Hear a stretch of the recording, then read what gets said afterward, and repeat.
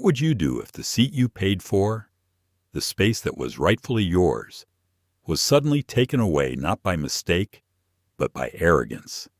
And what if, in the middle of the sky, someone decided your worth was less because of the color of your skin? On this flight to New York, one woman, calm, strong, and unshaken, was forced into a confrontation that revealed more than just prejudice. It revealed power, dignity, and the courage to stand firm when the world tells you to shrink. This wasn't just a story about a stolen seat. It was about a stolen moment of respect and the fight to reclaim it. Passengers looked on in silence, torn between discomfort and justice. The crew struggled to maintain order, and one man's bitterness threatened to drag the entire cabin into chaos. But what happened next no one could have predicted. The plane itself became a stage where truth and injustice collided, and where resilience spoke louder than hate. So stay with me as we step into this unforgettable night in the sky. And before we begin, don't forget to like, share, and subscribe, because stories like these deserve to be heard. The departure hall at JFK Airport carried its usual mixture of noise and rhythm, the rolling suitcases over tiled floors, the scattered laughter of families heading west, and the clipped footsteps of business travelers with phones pressed to their ears. In the middle of that ordinary chaos walked a woman who seemed to move at a different pace, not because she was rushing, but because she carried herself with the kind of quiet authority that made people turn their heads. Her name was Amelia Grant. To most passengers streaming through Terminal 8, she was just another traveler to the aviation world. However, Amelia was the CEO of Aurora Air, one of the country's fastest-growing airlines. She had led the company through turbulent financial storms, labor negotiations, and global expansion. People who worked with her described her as sharp but fair, a woman who knew when to push and when to listen. And yet, there she was, boarding pass in hand, queuing like everyone else for Flight 312 from New York to San Francisco. No private jet idling on a remote runway. No entourage clearing the way for her. Just Amelia, her tailored navy blazer, a leather carry-on, and the calm expression of someone comfortable in any setting.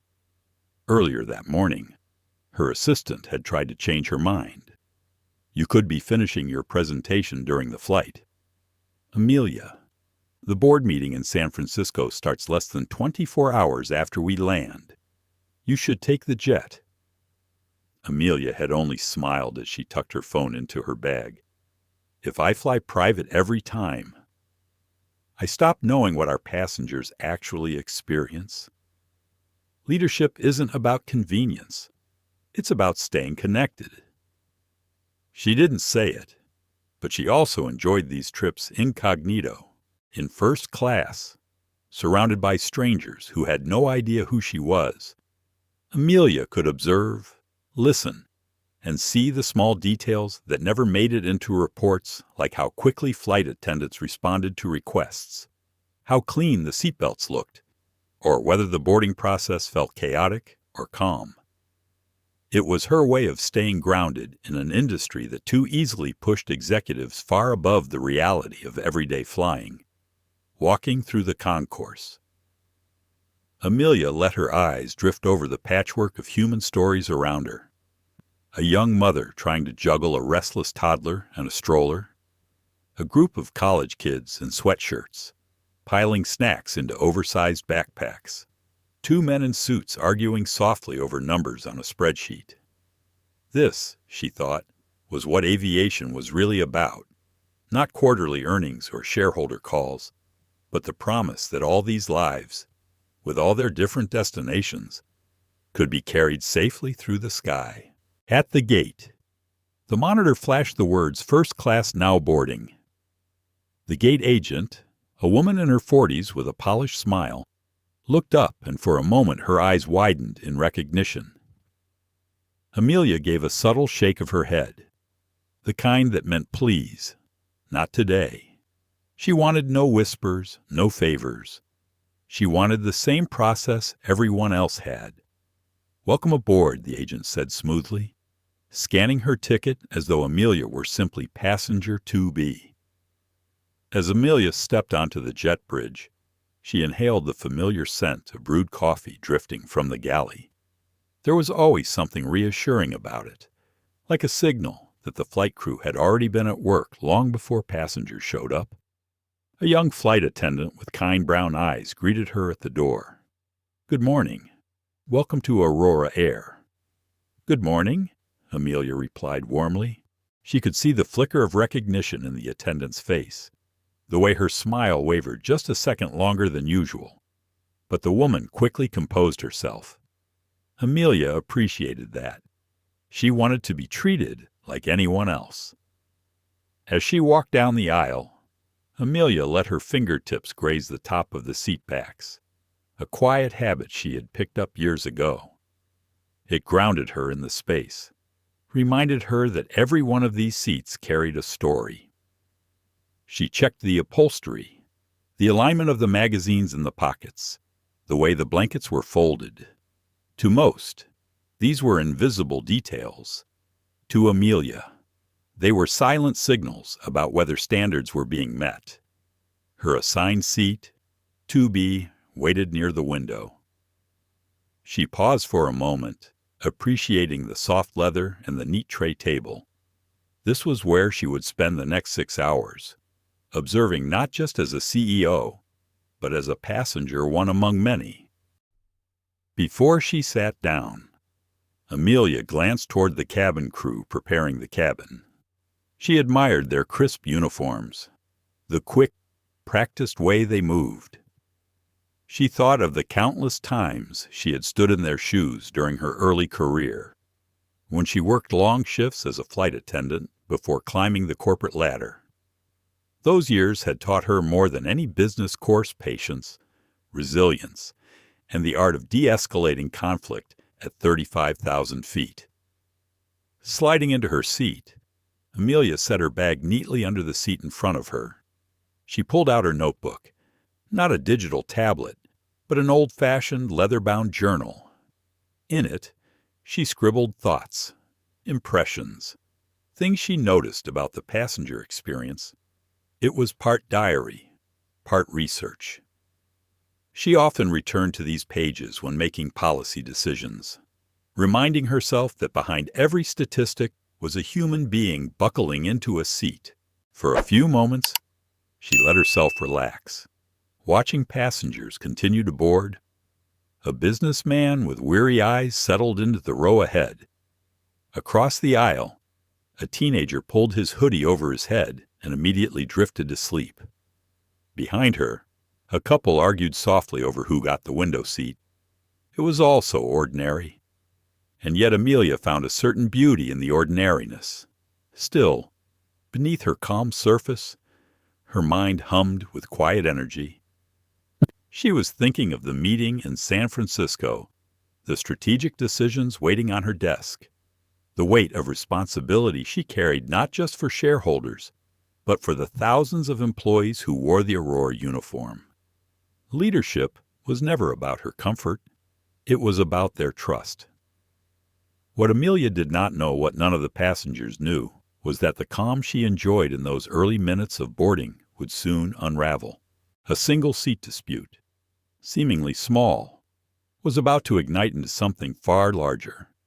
Something that would test not just the patience of a cabin crew, but the values of an entire company. But for now, Amelia leaned back, her expression serene, her presence quiet but unmistakable. The kind of presence that said without words, "I belong here, anywhere I choose to stand. I belong." And as the last of the passengers filed in, the hum of the cabin carried a sense of routine, unaware that in just a few minutes, that routine would be shattered. The chime above the gate counter rang out, clear over the noise of the terminal. Aurora Air Flight 312 service to San Francisco. We are now boarding all first-class passengers. The announcement rolled through the air, and like a current, people began to rise from their seats and gather their bags. The atmosphere shifted from waiting to moving, and with it came the small undercurrent of anticipation every flight carried. Amelia Grant closed her notebook and slipped it back into her bag.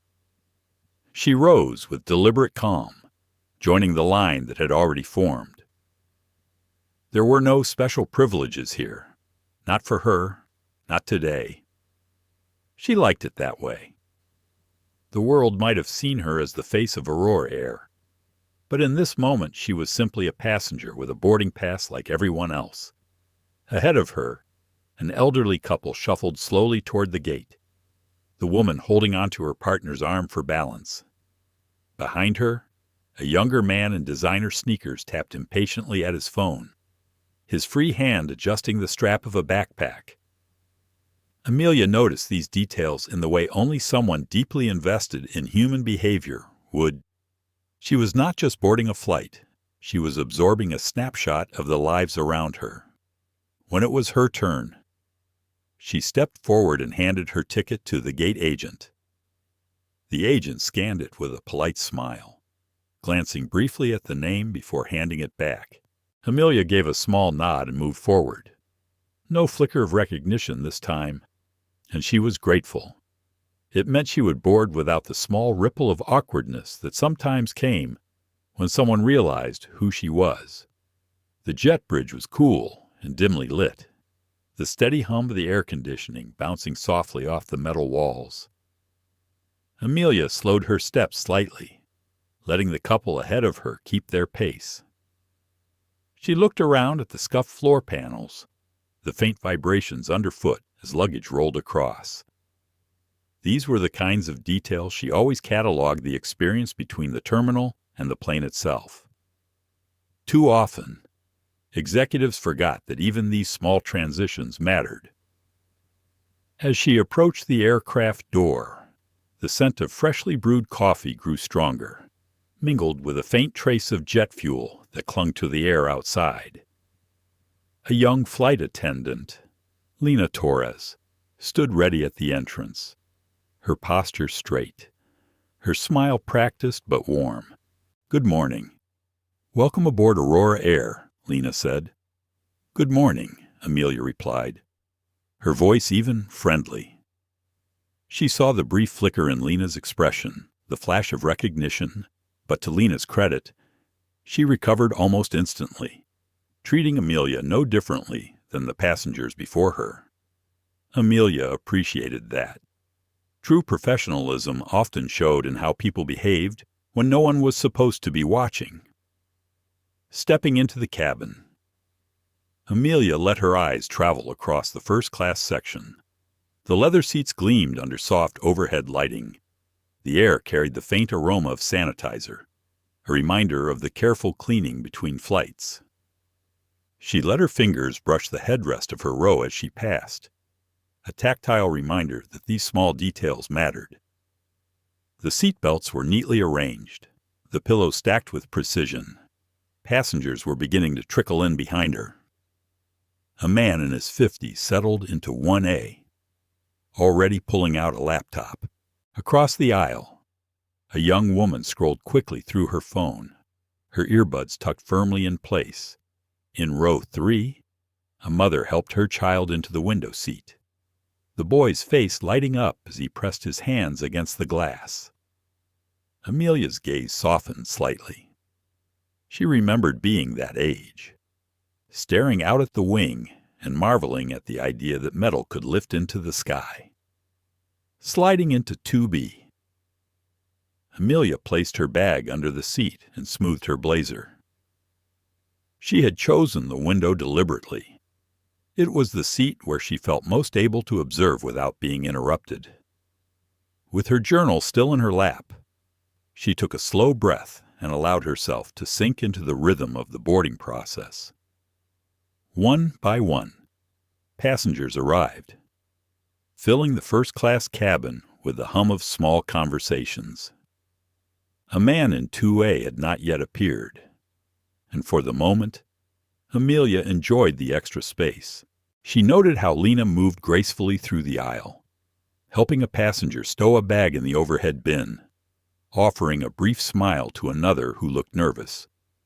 Professional, efficient, unflappable. Exactly the kind of presence Amelia wanted to see in her crews. For a while, Amelia allowed herself to simply watch.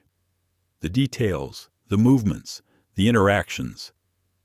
She noticed how the crew greeted passengers, how they directed them to their seats, how they managed to maintain composure, even when a man in row 4 complained about overhead bin space.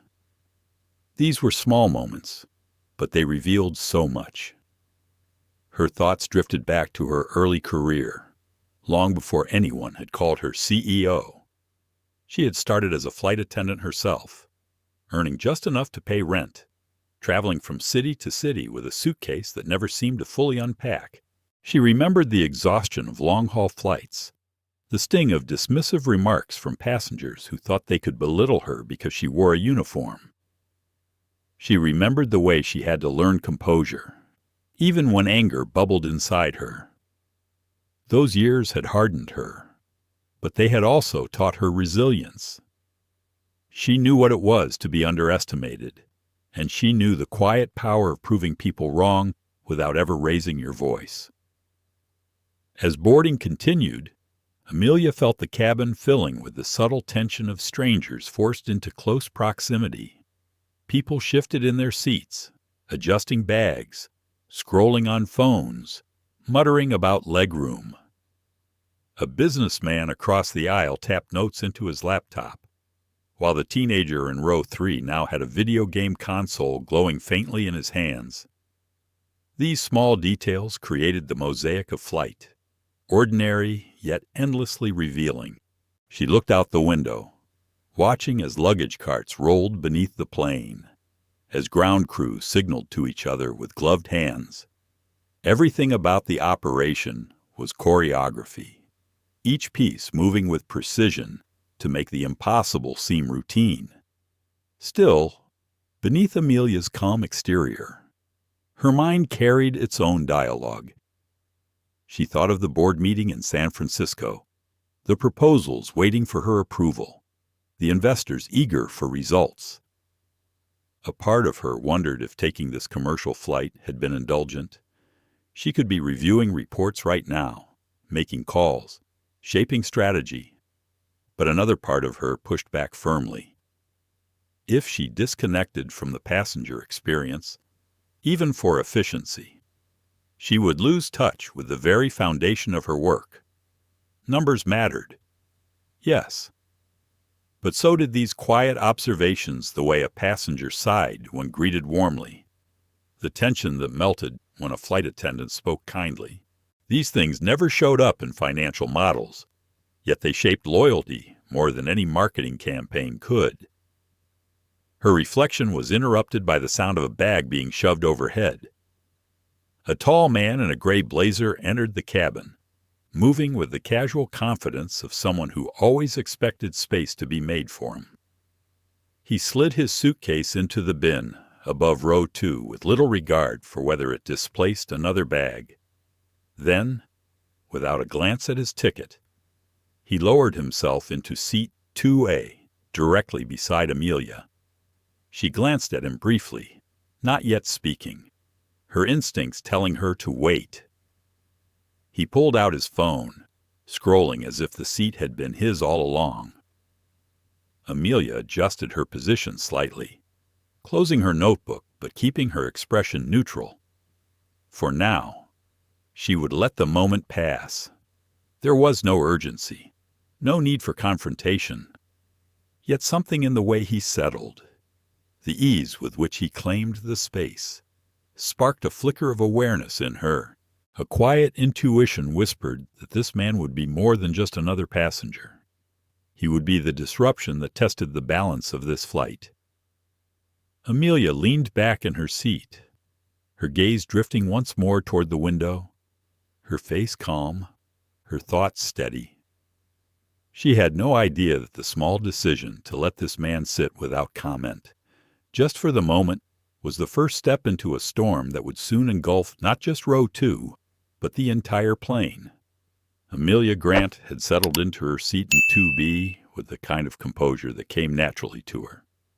She had made a career out of staying calm under pressure, reading rooms, reading people, and knowing when to act and when to wait.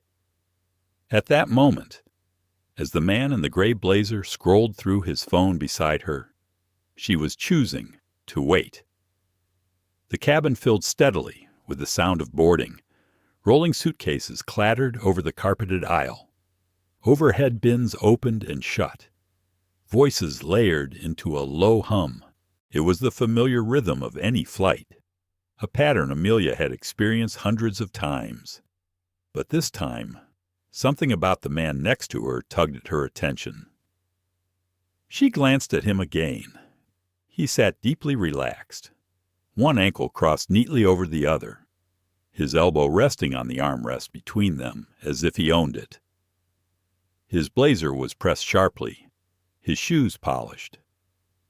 A sleek silver watch glinted on his wrist every time he shifted his phone in his hand. He carried himself with the self-assurance of someone accustomed to getting his way. Amelia let her gaze drift back to her notebook, but her instincts prickled. She checked her boarding pass again, not because she doubted herself, but because habit told her to confirm before speaking.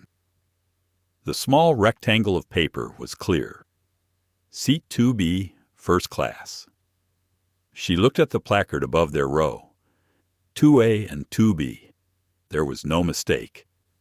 She cleared her throat softly and turned toward him. "Excuse me," she said, her tone polite but direct. "I believe you may be in my seat." The man did not look up right away. He smirked faintly at something on his phone, chuckled under his breath, and only after a few seconds tilted his head toward her. His eyes swept over her in a quick, dismissive glance. "I don't think so," he said casually. "This one's mine." Amelia's expression did not change. Years in leadership had trained her to hold steady, even when irritation threatened to rise. She lifted her boarding pass slightly, offering it for him to see. "This says 2B. That's the seat you're sitting in." He leaned forward, glanced briefly, then leaned back again with a slow shrug. "You sure you're in the right section?" His tone carried something sharper now, something that cut beneath the surface. "Maybe you're supposed to be further back." The words landed heavier than the casual smile he wore. Amelia felt the familiar sting, though her face remained perfectly composed. She had heard versions of those words before, spoken in boardrooms, in negotiations, in moments when people underestimated her because of her race, her gender, or simply because she did not match the picture they had in their minds of authority. Inside, she felt the old flicker of anger, but she kept it contained, as she always did. She chose her words with precision. "I'm certain I'm in the right section. I'd appreciate it if you could check your ticket." Around them, the hum of the cabin shifted. Passengers within earshot paused, pretending to scroll or adjust bags, but listening closely. The confined space of a plane always amplified tension. Even small disputes became theater when there was nowhere else to go. The man leaned back in his seat, his smirk deepening. "I've been sitting here since boarding started. I'm not moving." He tapped at his phone again, as though the matter were closed. Amelia's heartbeat stayed steady, but her mind sharpened. She had options. She could insist. She could call for the crew immediately, or she could wait and measure his behavior. Let him reveal himself more fully before the situation escalated. Years of experience told her sometimes patience was the sharper weapon. Before she could respond, a shadow fell across the aisle. Lena Torres, the flight attendant who had greeted Amelia at the door, had noticed the stalled interaction. Her training told her when something was off. She stepped forward with a professional smile. "Is everything all right here?" Lena asked, her voice polite but carrying an undercurrent of authority. Amelia opened her mouth to answer, but the man beat her to it. He leaned back comfortably and gestured with one hand. "We're fine. Just a little confusion about seating. I'm not moving." Lena's smile tightened slightly. "Sir, may I please see your boarding pass?" He sighed dramatically, as though the request were beneath him. With a slow motion, he reached into his blazer pocket, pulled out the slip of paper, and handed it over. Lena studied it quickly. Her brows lifted. "Mr. Coleman, your ticket says 3D, not 2A. The man, Richard Coleman, took the ticket back with a glance, then shrugged. "I like this one better. More leg room. I'm staying." A ripple moved through the nearby rows. A woman in row 3 raised her eyebrows and shook her head subtly. A man in 1C muttered something under his breath. The unspoken rules of flying were clear to everyone. Your assigned seat was not optional. Amelia folded her hands in her lap, her posture composed, her voice even. "Sir, you're in my seat. Please move to yours, so the boarding process can continue." Richard turned to her fully now, his gaze sharper, his smile thinner. "You're really going to make a scene over a seat? You've got plenty of space back there." The phrase hung in the air, weighted, unmistakable. Back there. It carried not just a direction, but an implication, a suggestion that she did not belong here, that she should accept a place lower, further away, less than. Someone 2 rows behind exhaled audibly, whispering to the person beside them. Another passenger angled a phone just slightly, the lens catching the scene as discreetly as possible. The moment was already becoming a story, one that would travel far beyond this cabin. Lena's voice firmed. Mr. Coleman, you need to move to your assigned seat. That's 3D. We can't depart until all passengers are seated correctly." Richard chuckled without humor, his voice rising slightly.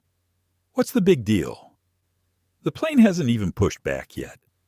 I paid good money for this ticket, more than some people here, I'm sure." Amelia's eyes narrowed just a fraction, though her voice stayed calm. "You're holding up the flight, and you're assuming a lot about people you don't know." Richard leaned closer, his tone dripping with condescension. "I know enough to tell when someone's trying to get above their station." The words dropped like a stone in water, sending ripples through the cabin. A man in 1D let out an incredulous wow under his breath. The air felt heavier, tighter. Lena shifted, her hand brushing the small radio clipped at her hip. Her professionalism never wavered, but her eyes flicked briefly toward Amelia with a silent question. Should she escalate this further, Amelia gave her a slight nod, the kind of signal that meant stand your ground, follow procedure. She was not going to reveal who she was, not yet. If this played out correctly, it would show her crew's strength without her title ever being spoken. Inside, though, she felt the churn of old memories. She remembered the boardroom where a colleague once said she was lucky to be at the table. She remembered the passenger years ago who refused to let her place a meal tray because he insisted she looked too young to be working. Each memory pressed against her patience, but she steadied herself. She knew the danger of letting anger lead. Around them, the boarding continued, though slower now. The cabin had shifted into a quiet stage, each passenger an audience member, waiting to see what would happen next. Some leaned into their seats, pretending disinterest. Others watched openly, their faces a mix of discomfort, curiosity, and judgment. Richard leaned back in the seat as though planting a flag, smirk widening. "Go ahead. Call the captain. Let's see how far you want to take this." And with those words, the temperature in the cabin seemed to drop another degree. Everyone knew this was no longer just about a seat. The cabin was no longer filled with the casual hum of boarding. Instead, it vibrated with tension, invisible but undeniable. The air seemed tighter, as though every breath carried the weight of unspoken judgment. Passengers shifted in their seats, eyes darting toward row 2, pretending to read magazines or scroll phones while their ears stayed locked on the unfolding drama. Amelia Grant remained calm, her posture straight, her hands folded lightly in her lap. Outwardly she appeared unbothered, but inside, her mind churned. She had been here before, though in different rooms, with different faces, always the same pattern, someone asserting power they had not earned, someone attempting to diminish her through words sharpened with prejudice. And always, she had met them not with fire, but with the steel of restraint. Richard Coleman reclined smugly in 2A, his elbow occupying the armrest as though it had been built for him alone. His phone glowed in his hand, but his attention was fixed squarely on Amelia. There was a gleam in his eyes, the kind that belonged to men who enjoyed conflict because it let them prove their imagined superiority. Lena Torres, the young flight attendant, stood firmly at Amelia's side. Her voice had been steady when she told him to move, but Richard's last words still hung heavy in the air. Above their station, the insult was not even subtle. It was sharp, deliberate, meant to sting. Amelia breathed slowly, her mind processing, weighing. She could end this instantly by revealing who she was. The name Amelia Grant carried weight. CEO of Aurora Air. One call to the captain, one sentence spoken aloud, and Richard Coleman's arrogance would collapse into embarrassment. But she chose silence. Not yet. Titles could silence disrespect, but they could not erase it. She wanted to see what the people around her, her crew and her fellow passengers, would do when faced with this moment. That mattered more than her own pride. The aisle grew busier as more passengers tried to pass. A man in row 5 cleared his throat impatiently. A woman with a stroller struggled to move forward, blocked by the standstill at row 2. The tension was no longer just about one seat. It was becoming a disruption for the entire flight. From the rear of the cabin, another figure appeared. Elaine Carter, the purser, moved with the practiced authority of someone who had overseen hundreds of flights. Her hair was pulled back in a perfect knot, her uniform pressed with crisp lines. She had the kind of presence that calmed most disputes before they grew. "What seems to be the problem here?" Elaine asked, her voice professional, calm, but edged with firmness. Lena explained quickly, holding her composure. "Mr. Coleman is seated in 2A, which belongs to Ms. Grant. His boarding pass says 3D. Elaine turned to Richard, her eyes steady, her tone polite but unyielding. "Sir, you need to move to your assigned seat. We cannot complete boarding until all passengers are properly seated." Richard leaned back with exaggerated patience, his lips curling into something that looked like amusement. "I already told her I'm comfortable here. What difference does it make? The flight isn't leaving without me. Let's stop wasting time." Elaine's jaw tightened slightly, but her voice did not waver. "The difference, sir, is that this seat belongs to another passenger. Refusing to comply with crew instructions is a violation of federal regulations. If you do not move, we will have to escalate this." Richard chuckled, shaking his head as if he had heard a bad joke. Then he glanced at Amelia again, letting his eyes scan her deliberately before speaking. You're really going to throw me out of this seat for her?" The way he said her was different. It was not just dismissive, it was laced with venom, a pointed refusal to acknowledge her as an equal. It was the kind of word that landed harder than a slap. A sharp silence followed, the kind where even the overhead announcements seemed to hold their tongue.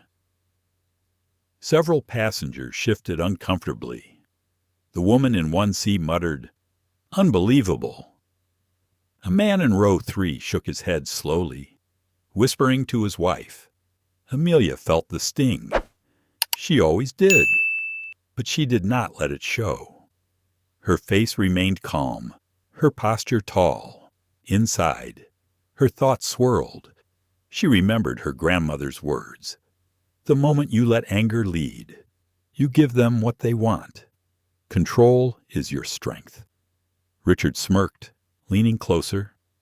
"I paid good money for this ticket. Probably more than she did. Why don't you move her back? She'd be more comfortable anyway."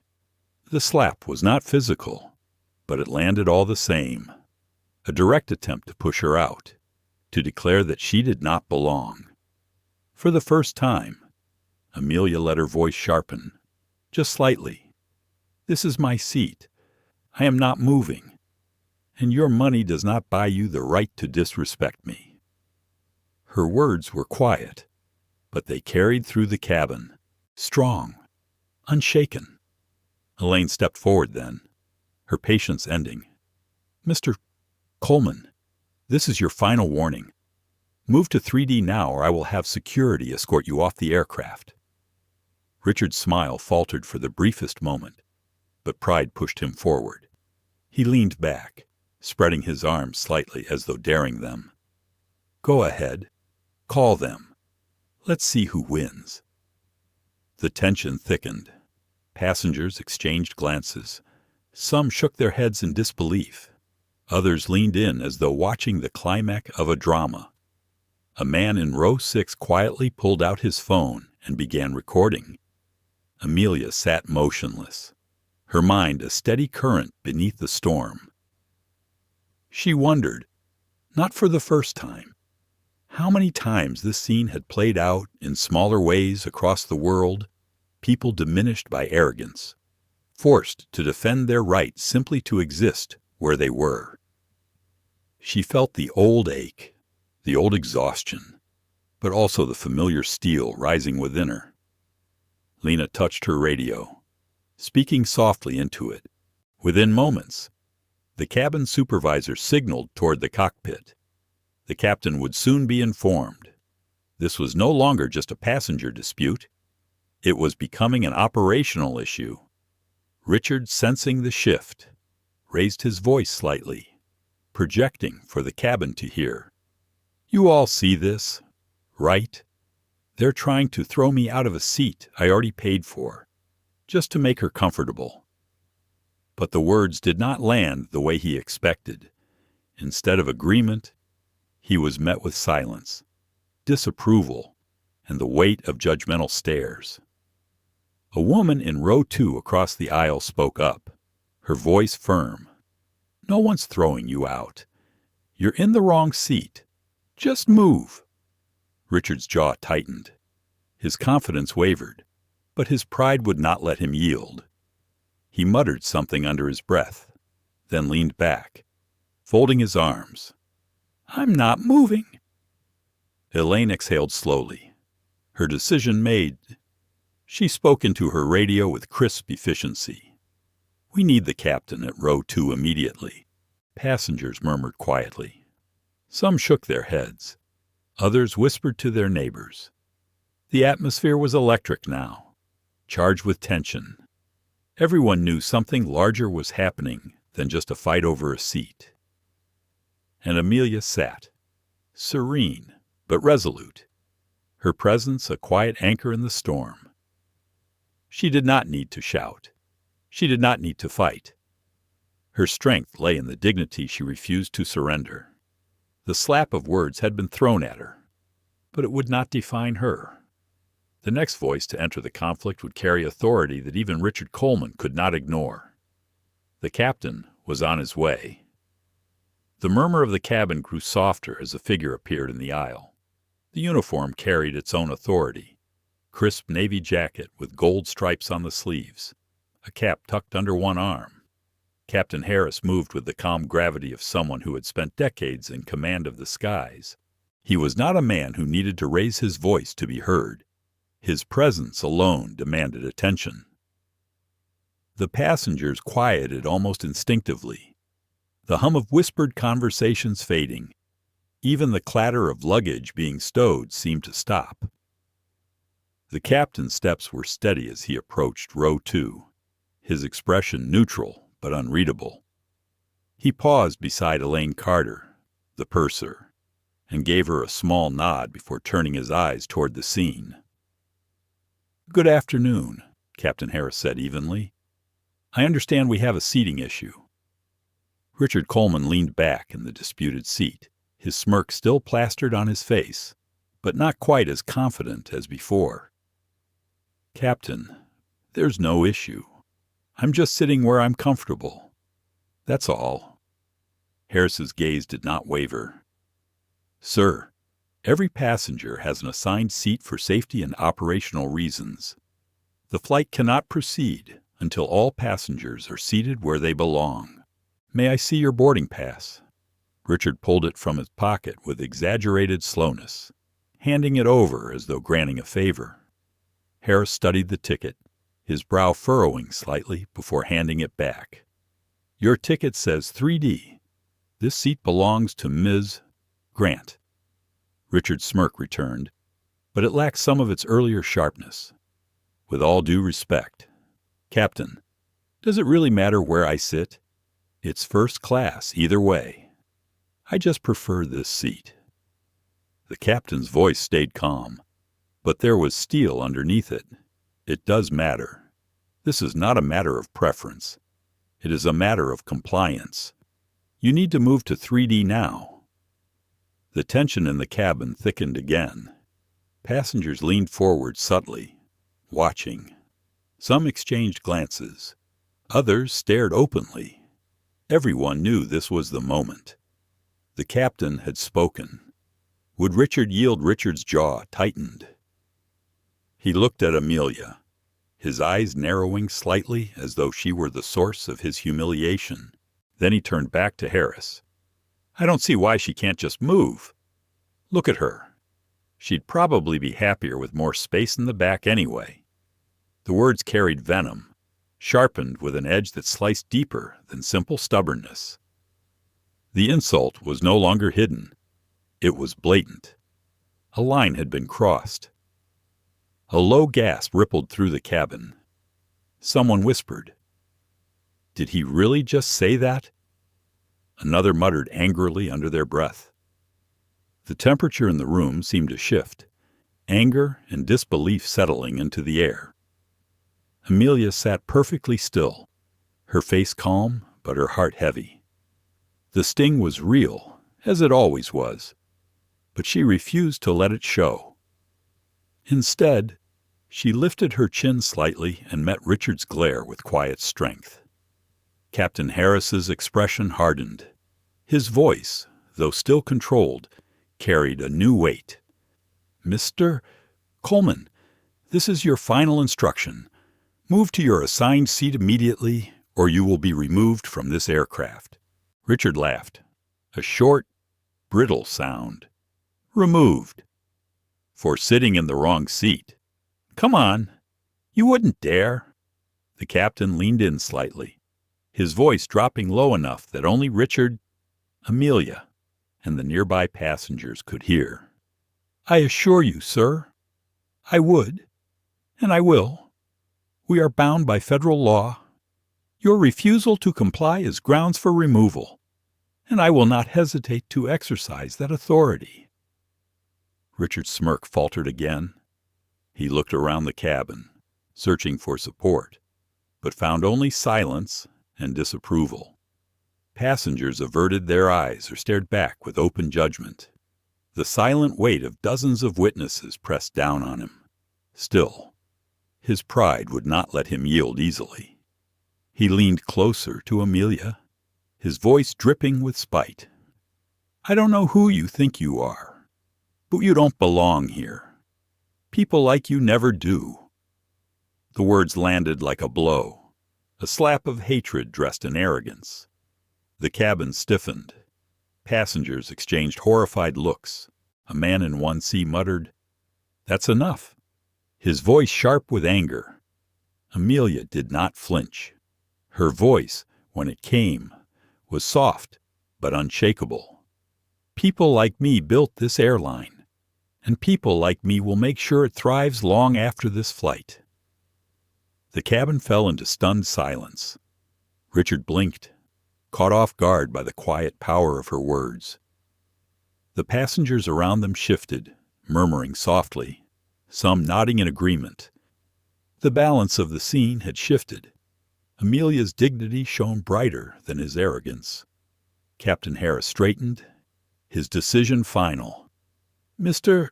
Coleman, stand up and take your assigned seat. Now." For a moment, Richard sat frozen, pride warring with reality. His lips tightened, his knuckles white around the armrest.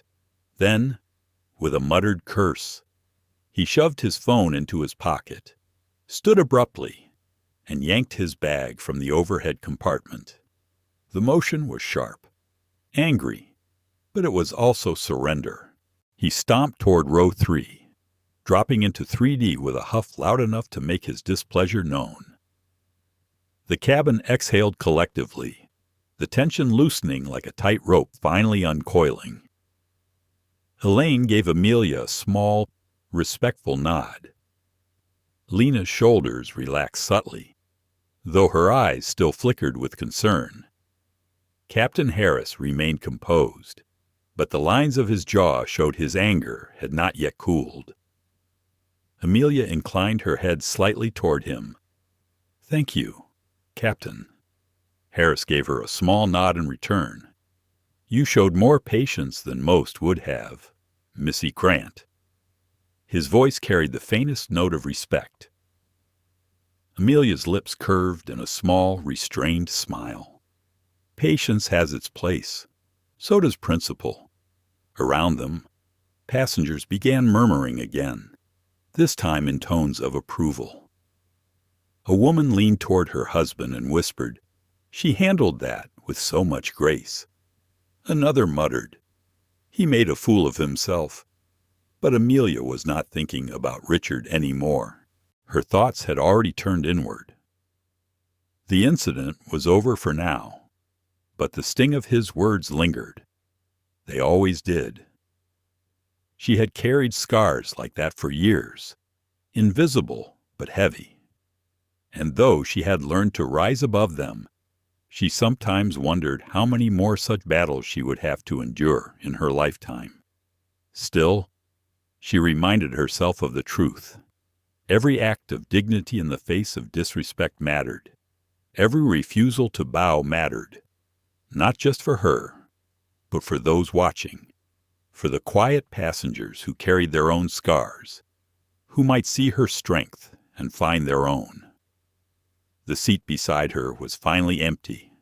The silence there was not peace, but it was space reclaimed. And Amelia knew she had won something larger than a seat. Captain Harris gave a final nod to Elaine and Lena. "Let's finish boarding. We're already behind schedule." The crew moved swiftly, the rhythm of professionalism returning. Passengers settled back into their routines, though the echoes of the confrontation lingered in the charged air. Amelia leaned back in her seat, exhaling slowly.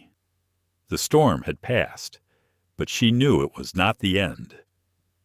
Richard's words had been more than just a petty insult. They had opened something deeper, something raw, something that would ripple long after this flight. For now, though, the engines hummed, the boarding doors prepared to close, and the plane readied itself to leave the ground. Amelia closed her eyes briefly, steadying her spirit. She knew the real turbulence had not yet begun. The cabin was calmer now, but calm did not mean peace. Passengers settled into their seats with the practiced shuffle of frequent flyers, pulling out magazines, adjusting headrests, tugging at seat belts. Yet beneath the routine movements lingered the residue of what had just happened. It sat heavy in the recycled air, a weight that even the hum of the engines could not smooth away. Amelia Grant rested her back against the seat in 2B, her hands folded lightly in her lap. She stared out the small oval window at the bustle of the tarmac. Luggage carts zipped back and forth. Ground crew waved bright orange sticks. The sun threw slanted light across the runway. It was a familiar view, but her reflection in the glass looked heavier than usual. Her expression remained poised, but her eyes betrayed thought upon thought, layer upon layer. She had held her composure during the confrontation, but the sting lingered. She could still hear Richard Coleman's words echoing inside her head. "People like you never belong here." The phrase clawed at her memory, dragging her back to boardrooms where she had been doubted, to universities where professors underestimated her, to childhood moments where classmates questioned her place. She had spent her life proving she belonged. Yet still, strangers felt entitled to strip it away with a single sentence. She closed her eyes briefly and inhaled, centering herself. Dignity was her shield, patience her armor, but even armor grew heavy with time. Across the aisle, Lena Torres moved briskly down the row, checking seat belts, her professional smile in place. But when she passed Amelia, her expression softened into something warmer. She leaned slightly closer. "Ms. Grant, are you all right?" Amelia opened her eyes and offered a small smile. "I'm fine. Thank you. You handled yourself well." Lena hesitated, her voice dropping. "I've seen people like him before, not always so loud, but always the same. I'm sorry you had to go through that." Amelia's smile tightened. "It isn't the first time, and it won't be the last. What matters is how we respond." Lena nodded, admiration flickering in her eyes. She straightened and moved down the aisle, but Amelia noticed how her hands trembled slightly as she adjusted a seatbelt. The incident had shaken her too. In row 3, Richard Coleman slumped in his rightful seat, his jaw tight, his body angled stubbornly away from Amelia. He pulled out his phone and tapped furiously at the screen, his expression locked in a scowl. Every so often he glanced toward her with narrowed eyes, as though plotting some silent retaliation. His pride had been bruised in front of a cabin full of witnesses, and his ego was not the kind to heal quietly. The plane door closed with a metallic thud. The sound echoed through the cabin, signaling the point of no return. Safety demonstrations began, oxygen masks dangling, seatbelt buckles snapping. The familiar script played out, but passengers listened with only half an ear. Their minds lingered on what they had just witnessed.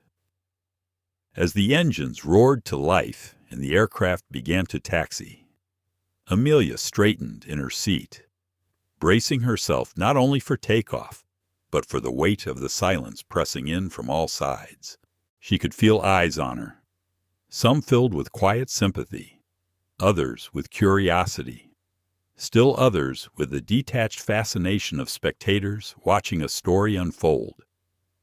When the plane tilted upward and the ground fell away, Amelia let herself focus on the rhythm of flight.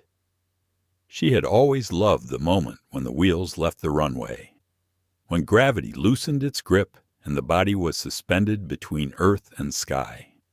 It reminded her of possibility, of freedom, of rising above. But even as the plane climbed, she felt the heaviness inside her chest. She knew this was not the end of the conflict. Richard's anger had not burned out.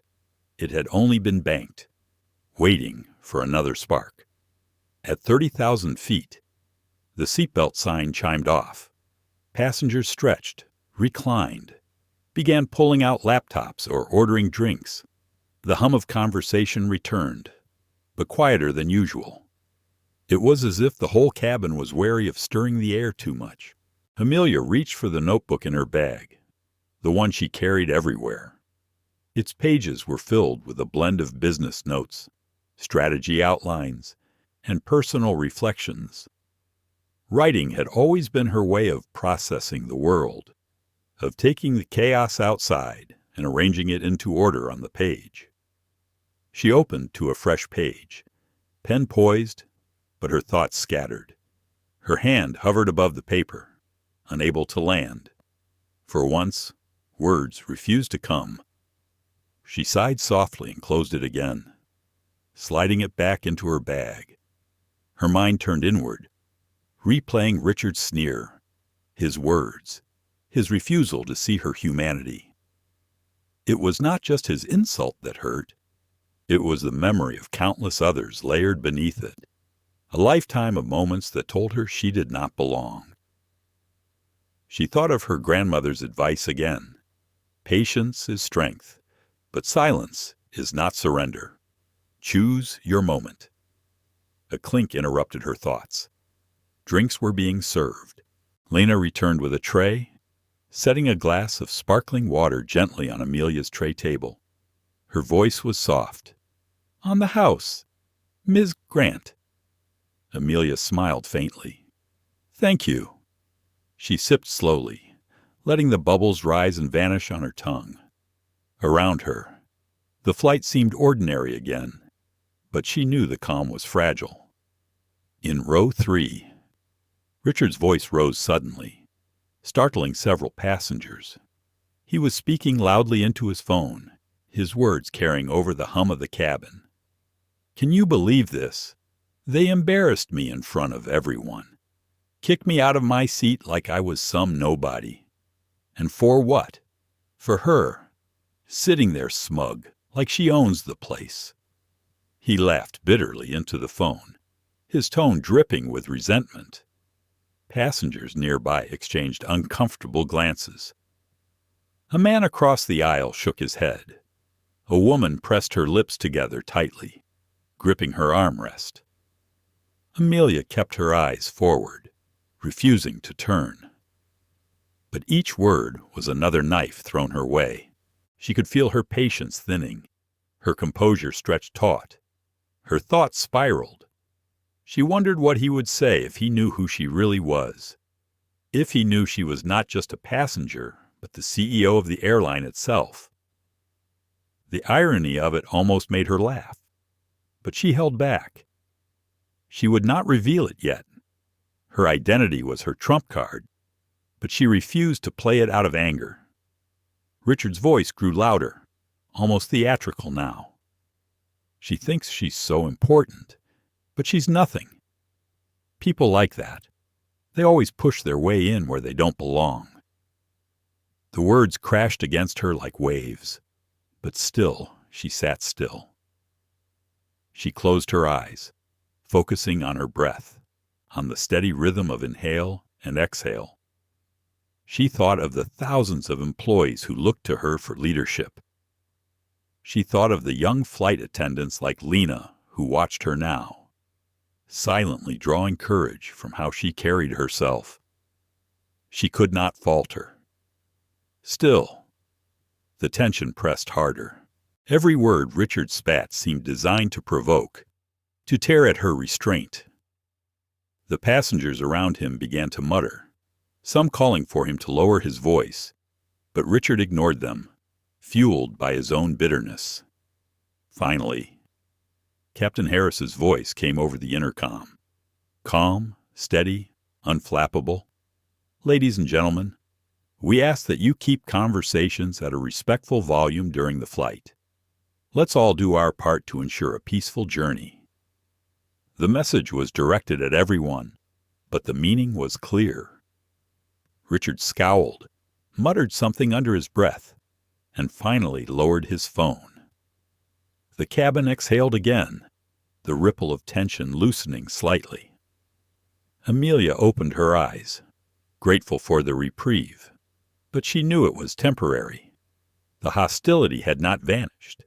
It had simply been pressed down, waiting for another chance to rise. As she leaned back into her seat, Amelia thought of the irony again.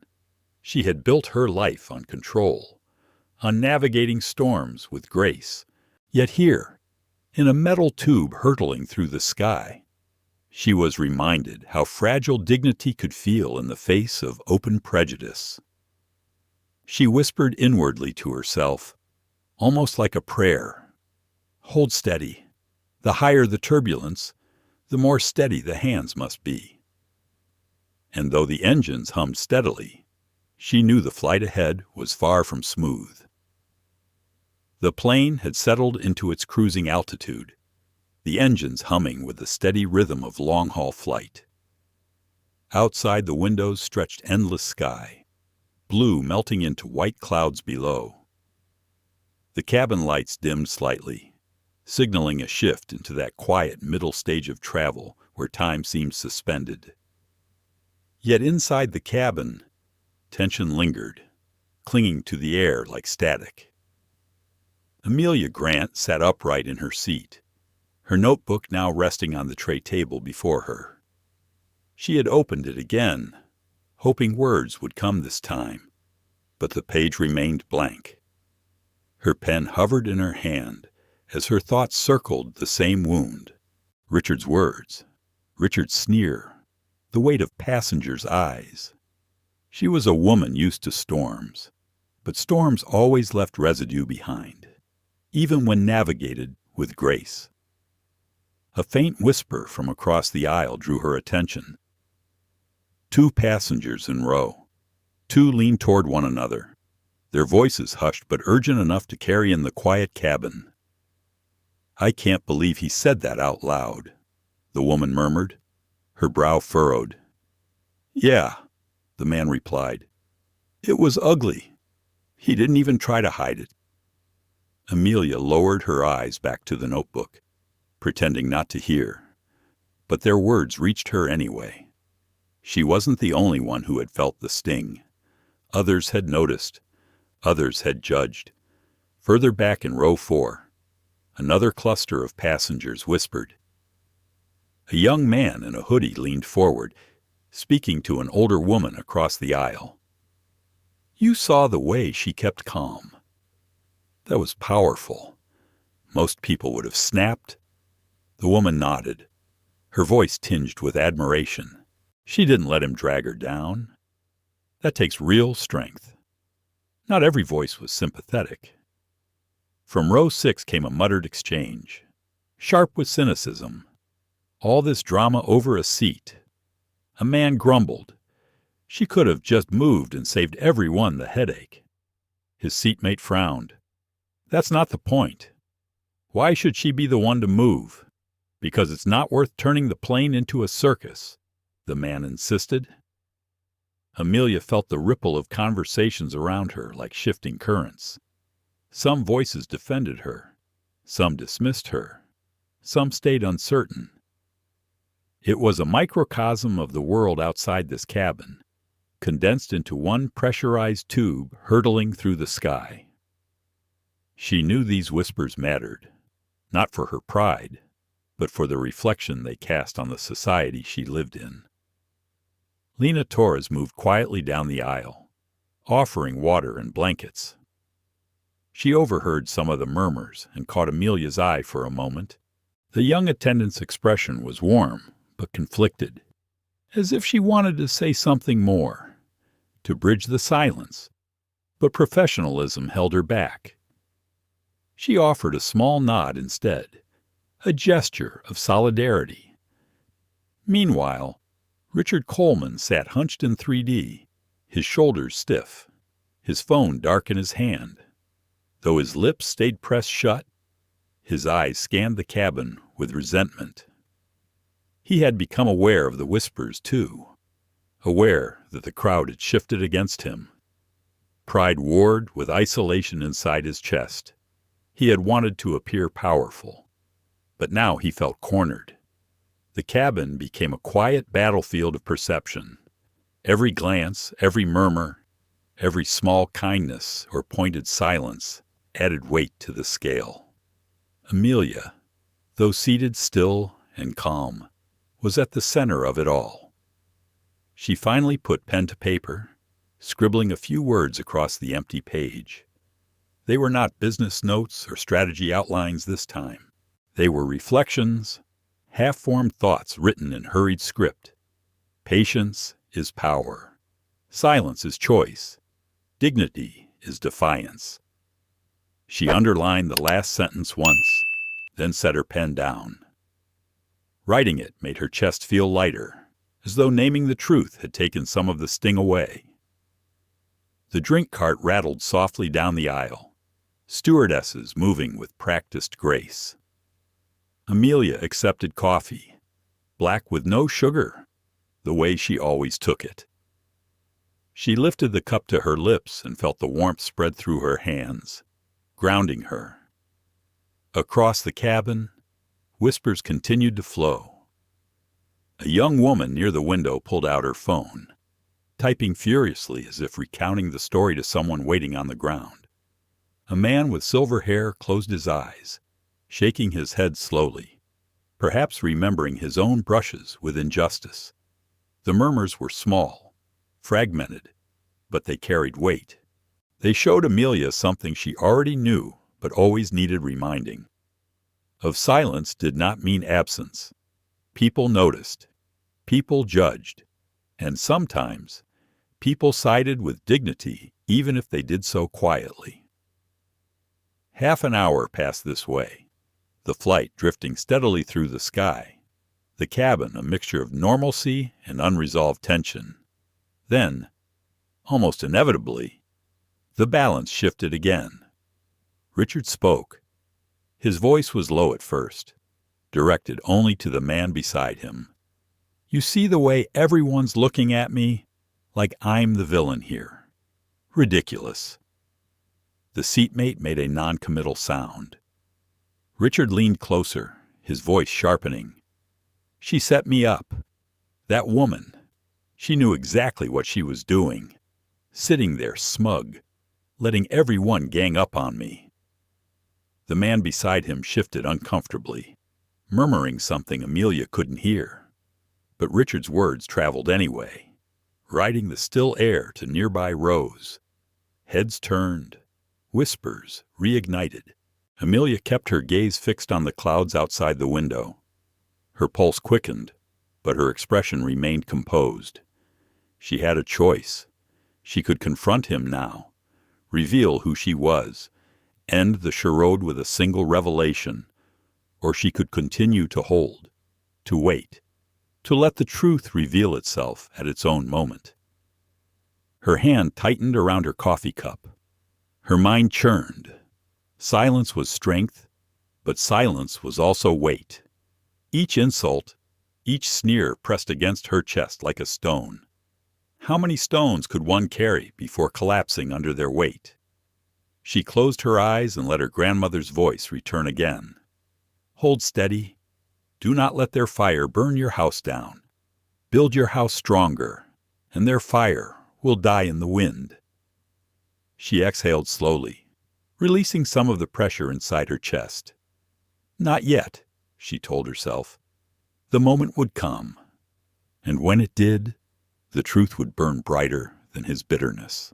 Passengers around her exchanged whispers again, some louder this time, less afraid to be heard. "He's embarrassing himself. She's handling this better than I ever could." Why hasn't she said anything yet? Amelia heard it all, and though the questions tugged at her pride, she held her silence. Strength was not always in speaking. Sometimes it was in enduring, in letting the truth grow heavy enough that it crushed the lies on its own.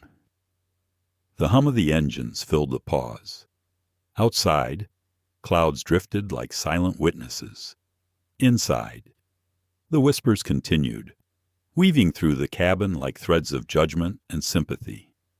At 30,000 feet, Amelia sat in the center of it all, her dignity unbroken, her silence deliberate. And though Richard fumed only a few rows away, it was she who held the power now, quiet but undeniable.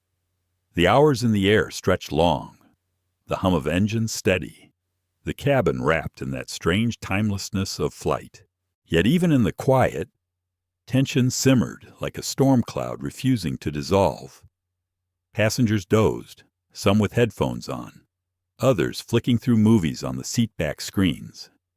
But beneath the hum of ordinary travel, something volatile pulsed, waiting. Amelia Grant felt it in her bones. She had lived her life reading people, sensing currents beneath words, and she could tell Richard Coleman was not finished. His silence was not peace. It was pressure building behind a dam. The whispers of passengers still floated through the cabin, some defending her, some criticizing, some simply curious. That chorus of judgment had unsettled Richard, and unsettled pride often exploded. She turned her notebook over on the tray table, closing the half-finished thoughts she had scribbled earlier. Her reflection stared back faintly in the glossy cover, calm on the surface, but inside she was bracing.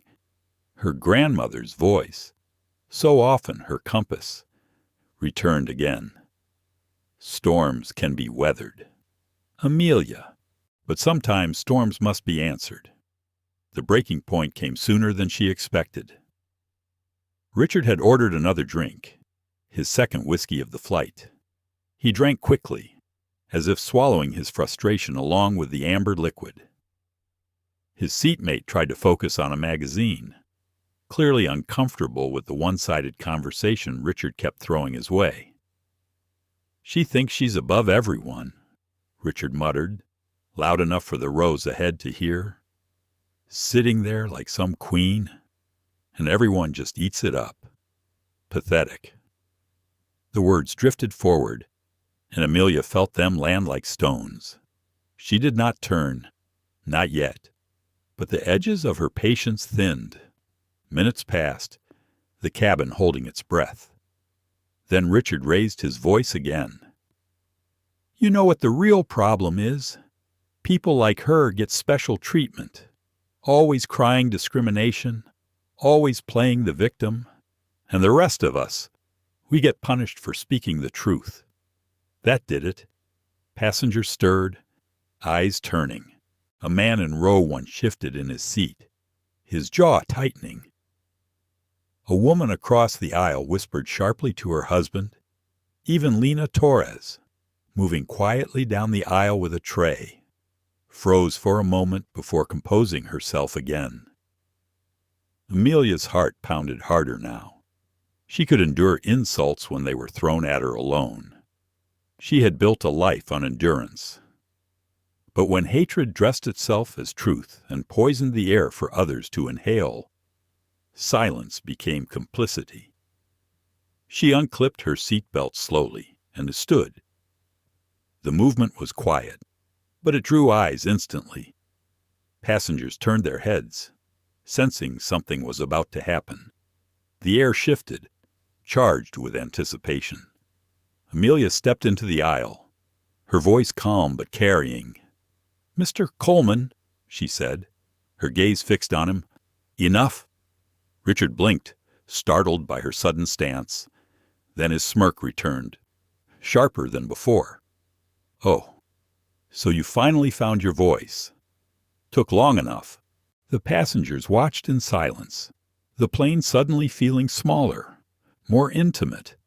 Even the steady hum of the engines seemed to fade into the background. Amelia's tone remained even, but steel threaded through her words. "I've endured your insults. I've sat quietly while you tried to humiliate me, but this stops now. You do not get to poison this cabin with your bitterness." Richard laughed, but the sound rang hollow. "Poison. I'm just saying what everyone else is thinking. You don't belong here. You never did." Murmurs rippled through the cabin. Some passengers shook their heads openly now. A man near the back muttered, "That's disgusting." Amelia held Richard's gaze, her calm presence striking against his agitation. She took a slow breath before speaking again. "Let me tell you who I am, Mr. Coleman. My name is Amelia Grant. I am not just a passenger. I am the chief executive officer of this airline, the very company that built this plane, trained this crew, and carries you safely across the sky. The seat you tried to take was not just mine by assignment. It is mine because I earned it, because I lead the people who make this journey possible." Gasps echoed through the cabin. Passengers straightened in their seats, eyes wide with shock. Even Lena's mouth parted slightly before she caught herself. Elaine Carter, the purser, glanced up from the galley with raised brows. The revelation struck like lightning, electrifying the air. Richard's face drained of color, then flushed crimson. His mouth opened, then closed, words fumbling. For once, he seemed at a loss. What, that's ridiculous. You're making it up." But Amelia's steady eyes told the truth, and the murmurs of passengers quickly turned. "She's the CEO. I've seen her photo in Forbes. Oh my God, it's really her." Richard sank slightly into his seat, his arrogance cracking. But his pride refused to die quietly. He leaned forward, voice harsh. "Even if that's true, it doesn't change what I said. People like you shouldn't stop." Amelia's voice cut through his words like a blade. Not raised, not shouted, but final. The kind of voice that ended arguments in boardrooms and commanded silence in auditoriums. "You've spoken enough. You've shown who you are. And now everyone here has seen it too. But let me make one thing clear. I belong here. I belong in this seat, on this flight, in this role, because I've earned it with every hour, every decision, every battle I fought to reach this point. And you, Mr. Coleman, belong in your seat, quietly, where you were assigned." The cabin erupted in quiet applause. Not loud, not raucous, but firm, steady, a collective acknowledgement of truth. A ripple of claps moved through rows 1 to 6, passengers nodding, some murmuring words of support. Richard froze, caught in the wave of disapproval. His pride fought to rise, but it had no air left. His voice shrank into mutters, his body rigid with humiliation. Amelia returned to her seat slowly, gracefully, as though lowering herself onto a throne not taken but rightfully held. She fastened her seatbelt again, her hands steady, her face serene. Inside, her pulse still raced, adrenaline sparking through her veins. But outwardly, she remained composed. Lena passed by, her eyes wide with admiration. She whispered just low enough for Amelia to hear, "That was incredible." Amelia offered the faintest smile. It was necessary. The cabin settled again, but this time the silence was different. It was not tension now, but respect. The whispers had shifted. Passengers leaned toward one another, speaking in tones of awe. The balance had tipped, decisively. Amelia sipped the last of her cooled coffee, her hands finally steady. She had chosen her moment, and the moment had struck like thunder. The storm had broken, and though turbulence still waited ahead, she had reclaimed the skies inside this cabin. The applause faded, leaving behind a cabin filled with a different kind of silence. It was no longer the sharp, brittle quiet of tension, but the heavy, thoughtful quiet of recognition.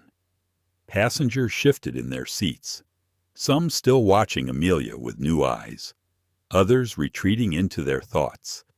The revelation that had cut through the air now lingered like smoke after a fire, impossible to ignore. Amelia Grant sat still, her hands folded loosely in her lap. The adrenaline still pulsed faintly beneath her skin, but her breathing had slowed.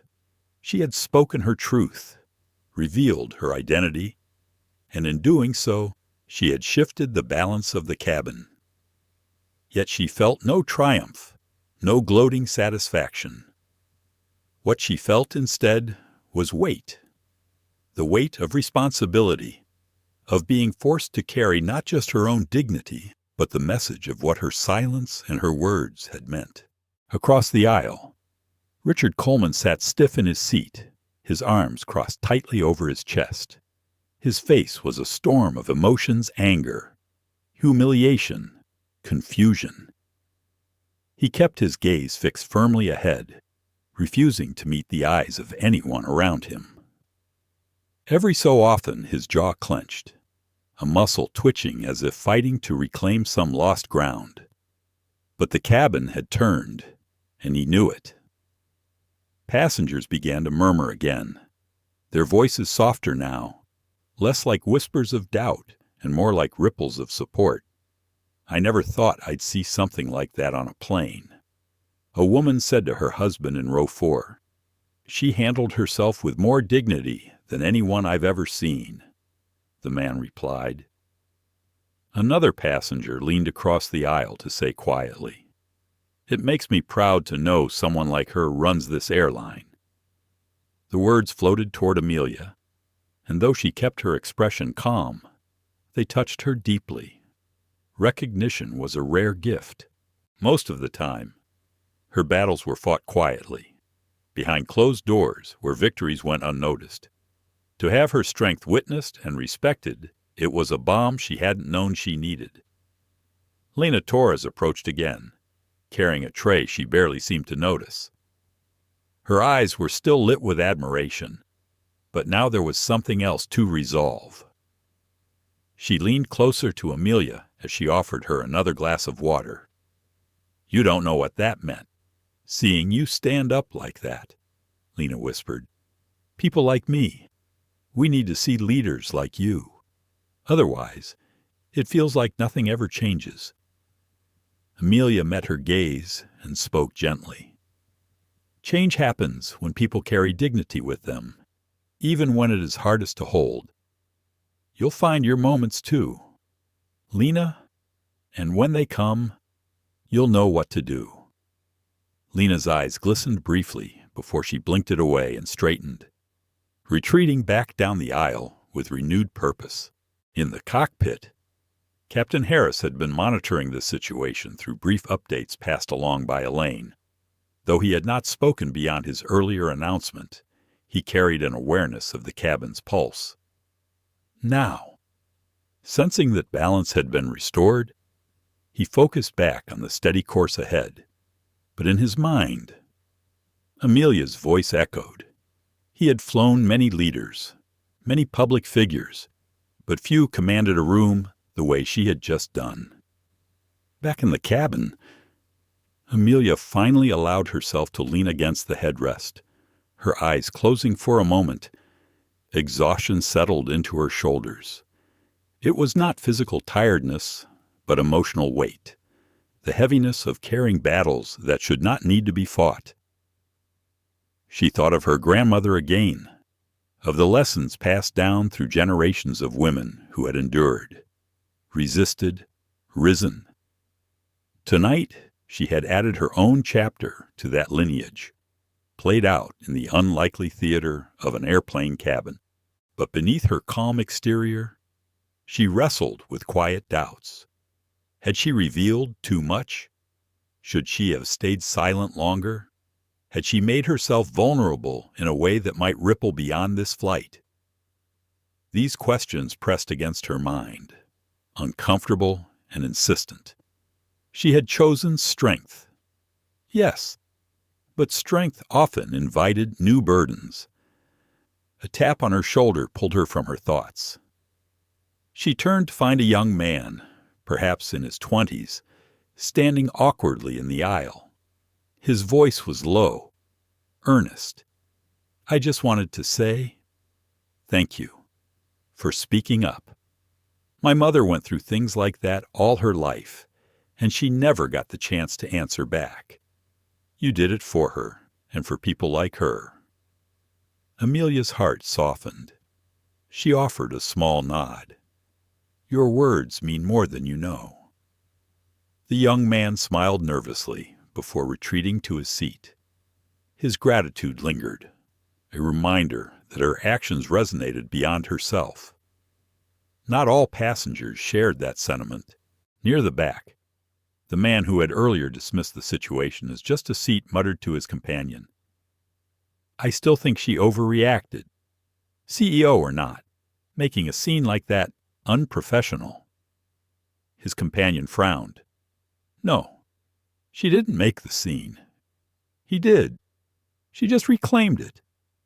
That tension, the divide between those who understood and those who refused, remained part of the aftermath. Amelia knew it well. Progress was never unanimous. There were always those who clung to their biases, unwilling to shift. But she also knew this: the more people bore witness to truth, the harder it became to deny. Hours passed, the flight stretching long over the Atlantic. Some passengers slept. Others typed quietly on laptops. Some still whispered about what they had seen. The drama of earlier had given way to a quieter reflection, the kind that lingered in silence and memory. Amelia stared out the window at the vast darkness below, broken only by scattered stars and the faint glow of distant cities. She felt small against that immensity, yet also connected. Every life on this plane was part of something larger, part of a story about dignity, prejudice, strength, and choice. Richard stirred again, shifting in his seat. He glanced toward Amelia, his expression torn between anger and something else, shame, perhaps, though buried deep. He opened his mouth once as if to speak, but closed it again. Words failed him now in ways they hadn't before. The silence around him was louder than any insult he could muster. For Amelia, that silence was victory enough. Not triumph over a man, but triumph over the idea that cruelty could dominate unchecked. As the cabin lights dimmed further and passengers settled into rest, Amelia closed her eyes at last. She let herself breathe fully, deeply, the way one breathes after a storm has passed. She knew turbulence might still lie ahead, but for now, she rested in the calm that comes after truth has been spoken. Her grandmother's voice returned once more, tender and steady. "The world will test you, Amelia, but each time you hold your dignity, you teach others how to hold theirs. That is how change begins." Amelia smiled faintly in the dark, her hand resting on the closed notebook in her lap. Tomorrow, she would write about this. Tomorrow, she would turn pain into words and words into lessons. But tonight, at 30,000 feet, she allowed herself stillness. The flight continued onward, but inside that cabin, something had shifted forever. The cabin had settled into a tentative calm. Most passengers were reclining, some already drifting into sleep, their heads cushioned by thin airline pillows. The dimmed lights cast everything in muted tones, a false sense of serenity that clung to the air. But Amelia Grant knew peace on an airplane was always fragile. At 35,000 feet, balance could tip in an instant. Her thoughts were still circling, refusing to rest. She kept her eyes on the night sky through the small oval window, searching the endless darkness for answers. What lingered in her chest was not pride, not really. It was a strange mixture of relief, weight, and an ache she could not name. She had revealed herself, and for a brief moment, the cabin had applauded. But applause did not erase the sting of what had been said. Nor did it erase the history of voices like Richard's loud, dismissive, certain in their entitlement. Her fingers traced the edges of her notebook, though she had not opened it again. A question gnawed at her in silence. Had she chosen correctly by speaking, by naming herself? Had she shown strength, or had she simply fed the spectacle? The burden of visibility was one she knew too well. Being seen often meant being judged, dissected, reduced to symbols rather than recognized as fully human. As the engines roared steadily, the seatbelt sign blinked on with a soft chime. The captain's voice followed, calm but carrying an edge of caution. "Ladies and gentlemen, we are expecting a patch of turbulence ahead. Please return to your seats and fasten your belts." A ripple of motion passed through the cabin. Passengers shifted upright, seatbelts clicked into place. Flight attendants checked the aisles with quiet urgency. The hum of conversation dimmed, replaced by that particular silence that falls when everyone knows the air is about to grow rough. Amelia leaned back, fastening her belt tightly. Her mind, still restless, found a metaphor in the moment. The turbulence outside mirrored the turbulence within her. Both were unseen but unavoidable. Both had to be endured. The plane dipped slightly, then shuddered. Overhead bins rattled. Glasses clinked faintly on trays. A collective inhale swept the cabin. Some passengers closed their eyes. Others gripped armrests. Amelia's own hands tightened around the armrests of her seat. She had flown thousands of hours, both as a passenger and as an executive. Yet turbulence always brought the same sensation, a reminder of vulnerability, of how fragile control truly was. And in that fragility, her thoughts turned inward again. Images rose in her mind, her grandmother kneeling in a field, hands in the earth, whispering lessons of resilience, her younger self, seated at a boardroom table surrounded by men who doubted her, her voice trembling but steady as she pushed forward. The countless subtle slights, the microaggressions she had brushed aside, each one small on its own but heavy in accumulation. Tonight, Richard's words had been just another stone thrown onto that pile. And yet, she had answered. The plane jolted again, harder this time. Gaze echoed through the cabin. Overhead, a loose bag shifted in a bin but held fast. Amelia kept her body still, focusing on her breathing. She told herself the same words she had told others. Turbulence feels worse than it is. The plane is built to withstand it. Hold steady. But inside, another turbulence spun questions of worth, of consequence, of meaning. She wondered how many passengers still doubted her, how many silently judged her for speaking, how many would tell the story differently once they landed, and most pressing of all, she wondered what Richard would do next. His silence was not submission, it was plotting. She could feel it, as if summoned by her thoughts. Richard shifted noisily in his seat. He grumbled something under his breath, then reached up to press his call button. The chime sounded in the quiet cabin. Elaine Carter, the purser, approached quickly, bracing herself against the aisle wall as the plane jolted again. "Yes, sir," she asked evenly. Richard's voice carried louder than it needed to. "I want to file a complaint. That woman humiliated me. I demand to speak to the captain." The words rippled through the cabin. Passengers turned their heads, eyes narrowing. Elaine remained professional, her tone calm but firm. "Sir, the captain is currently occupied with flying the aircraft. If you wish to file a complaint, I can provide the proper forms once we're on the ground." Richard sneered. "That's not good enough. I want action now." He pointed toward Amelia. his finger jabbing through the air like an accusation. She threatened me.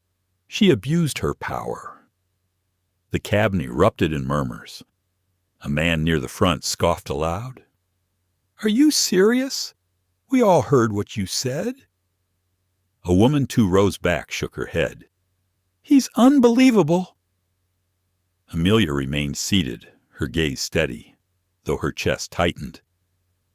She could feel every pair of eyes flicking between them. The weight of judgment thick in the air once again. She wanted to rise, to speak, but she forced herself still. Her silence now was not weakness, but strategy. She had already spoken her truth. It did not need repeating. Elaine's voice hardened slightly. "Sir, I'm going to ask you to lower your voice. You are disturbing the passengers." Richard's face darkened. "Disturbing. I'm the victim here."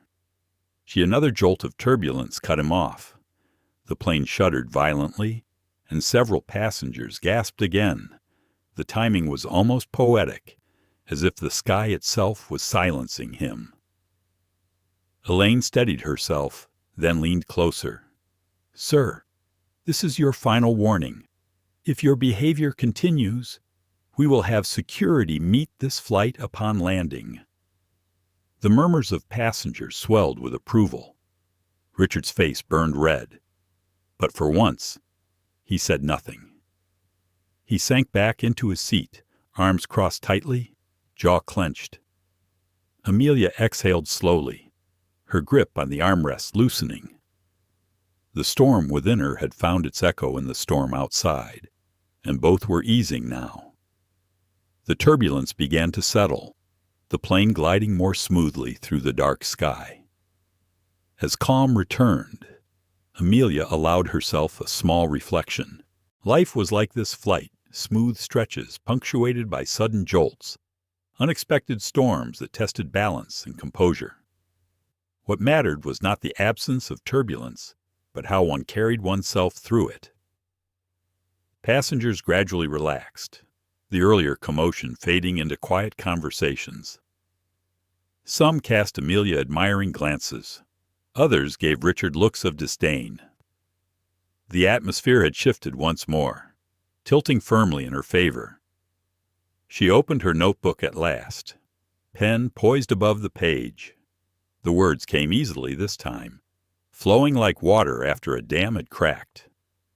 "Power is not in the seat we hold, but in how we hold ourselves when the ground beneath us shakes. Strength is not silence alone, nor speech alone, but knowing when each is needed." She underlined the sentence, her hands steady. Outside the window, the stars seemed brighter, scattered across the black canvas of night. For the first time in hours, Amelia felt a sense of peace.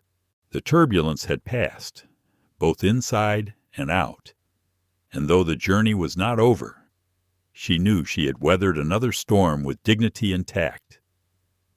The flight moved steadily through the night, but the atmosphere inside the cabin still carried the weight of what had unfolded. Time seemed stretched, each minute a reminder that the journey was nearing its end. Soon, the wheels would touch down, and the private theater of this conflict would spill into the larger world. Amelia Grant sat quietly, her eyes closed but her mind wide awake. The faint rumble of the engines vibrated through her seat, steady and relentless. She had been on countless flights in her career, but none had felt like this, so exposed, so raw, so deeply human. Her body was tired, but her mind circled around the same thoughts. What would happen when they landed? How would this incident ripple once it left the cabin? Would it be contained as a moment, or would it expand into a story told, retold, exaggerated, dissected? She knew too well how narratives spread, how the truth could be bent, how people clung to whatever version of events best suited their beliefs. She thought again of Richard Coleman, sitting only a few feet away, yet separated from her by a chasm of character. He had grown quieter since Elaine's warning, but silence was never the same as reflection. His silence felt like a coiled spring, something that would snap again once the safety of landing gave him new ground to stand on. Amelia's gaze shifted to Lena Torres, who moved through the cabin with the quiet grace of someone still learning her strength. Their eyes met briefly, and Lena gave her a small nod, a gesture of solidarity. It was enough to remind Amelia why she had spoken at all, not for pride, not even just for herself, but for every young woman like Lena who needed to see what strength looked like. The intercom crackled, pulling Amelia from her thoughts. Captain Harris's calm voice filled the cabin. "Ladies and gentlemen, we've begun our initial descent. Please return your seats to their upright position and fasten your belts.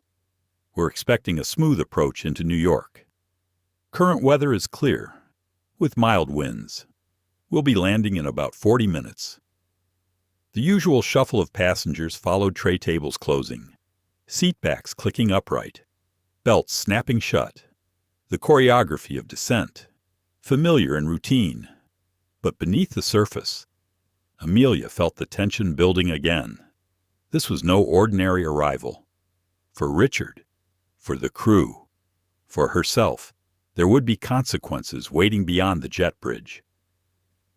Richard finally broke his silence, his voice low, but pointed enough for Amelia to hear. "You think you've won, don't you? You embarrassed me in front of everyone. But let's see how the board feels when they hear about their CEO acting like a tyrant at 30,000 feet. Amelia opened her eyes slowly, turning her head just enough to meet his gaze. Her tone was calm, even. "The board knows who I am. They've seen me lead under far more difficult circumstances. What they haven't seen is how far I will go to protect dignity, my own and others. If you think your complaint will shake me, you underestimate me once again." Richard scoffed, but the heat in his eyes revealed the sting of her words. He muttered something under his breath and turned away, retreating into the small, shrinking fortress of his pride. The descent continued, the faint change in engine pitch signaling their gradual drop through the layers of night. Amelia felt the familiar press in her ears, the subtle reminder of altitude. Around her, passengers began to stir more, collecting personal items, stretching stiff limbs, preparing mentally for arrival. Yet many still cast furtive glances her way. Some held admiration, others curiosity. A few even guilt, perhaps, for not speaking up sooner. A man in row 3 leaned across the aisle and said softly, "Ms. Grant, I hope you don't mind me saying this, but I think you gave a lot of us courage tonight. It's easy to stay quiet. It's harder to stand." Amelia inclined her head in acknowledgement. Courage doesn't always feel like courage when you're in it. It feels like survival. But survival, when done with dignity, becomes a lesson for others. The man smiled faintly, then returned to his seat. Amelia could feel the eyes of other passengers lingering, the quiet ripple of agreement moving through the cabin once more. As the plane dipped lower, the city lights began to flicker into view through the windows, scattered jewels of brightness against the dark expanse below. The sight always carried its own sense of awe, the promise of arrival, the inevitability of returning to the world's gravity after floating above it. Amelia found herself reflecting on how fitting it was. Tonight, she had lived between two worlds, the confined, pressurized theater of the airplane cabin, and the wider stage of society where dignity and prejudice collided daily. Soon, the small stage would dissolve, and the larger one would take over. What happened next would determine whether tonight remained an isolated incident or became a catalyst for something greater. Elaine moved down the aisle one last time, her voice steady, her presence firm. Cabin secured for landing. She reported quietly to Lena. Their eyes met briefly, and Amelia could see the pride in Elaine's gaze, a silent acknowledgement that tonight dignity had been defended not just by rank or position, but by character. The plane dipped lower still, engines humming with the precision of descent. Amelia tightened her belt and placed her notebook back in her bag, sealing her words inside until the ground was beneath her feet again. Inside, however, she was already preparing. She knew security would be waiting. She knew Richard would not leave quietly. And she knew the eyes of the world, or at least the eyes of those in this cabin, would watch how she carried herself in the moments to come. She whispered quietly to herself, words only she could hear. Storms don't end in the sky. They end on the ground. The wheels lowered with a mechanical hum, locking into place beneath them. A subtle shudder passed through the cabin, and a few passengers clutched their armrests instinctively. The flaps extended, the engines shifted pitch again, and the descent grew steeper. Amelia closed her eyes one last time before landing, centering herself. She thought of her grandmother, of resilience, of legacy. She thought of the young man who had thanked her, of Lena's wide eyes filled with possibility. She thought of Richard's bitterness, and how easily bitterness poisoned everything it touched. And then she thought of herself, not as CEO, not as a symbol, but as a woman who had chosen, yet again, to meet hate with strength. That choice, she knew, would always define her more than any title or seat assignment ever could. The runway lights appeared, glowing lines racing up to meet them. A soft thump echoed through the cabin as the wheels touched down. Rubber meeting earth, the plane jolting before settling into a smooth roll. A murmur of relief spread through the passengers. They were on the ground. But for Amelia, the true landing had not yet happened. That would come once the doors opened, once the world stepped back in, once consequence revealed itself. As the plane slowed, the city lights flashing past, she straightened her shoulders. The night was not over. The descent had only just begun. The plane rolled gently along the runway, engines humming as it slowed. Inside, the passengers stirred with the usual restlessness that came after hours of confinement. Seatbelts clicked open too soon. Bags shifted in overhead bins, and the quiet energy of anticipation filled the cabin. But beneath the ordinary rhythm of landing, another current pulsed attention born from the night's conflict, now carrying itself toward an inevitable resolution. Amelia Grant sat tall, her hands resting lightly on her lap. The city lights of New York glimmered outside the window, scattered like constellations against the dark earth. Each light felt symbolic millions of lives, millions of stories, each carrying its own weight. And now her story, this strange collision of prejudice and resilience, would soon re-enter that vast world beyond the fuselage. Elaine Carter's voice cut through the cabin with practiced authority. Ladies and gentlemen, welcome to New York. Please remain seated with your belts fastened until we've reached the gate and the seatbelt sign has been turned off. Her words were calm, but Amelia caught the undercurrent in her tone. Elaine knew as well as she did that this arrival was different. The crew had already made quiet preparations. Security would be waiting at the gate. The matter could not be left to linger. It had grown too large, too visible, too public. Richard Coleman shifted beside her, his body tense with barely suppressed anger. He muttered under his breath, just loud enough for Amelia to hear, "This isn't over. You'll see." She turned her head slightly, her voice soft but unwavering. "You're right, Richard. It isn't over, but not in the way you think. It's over for the part of you that thought cruelty could go unanswered."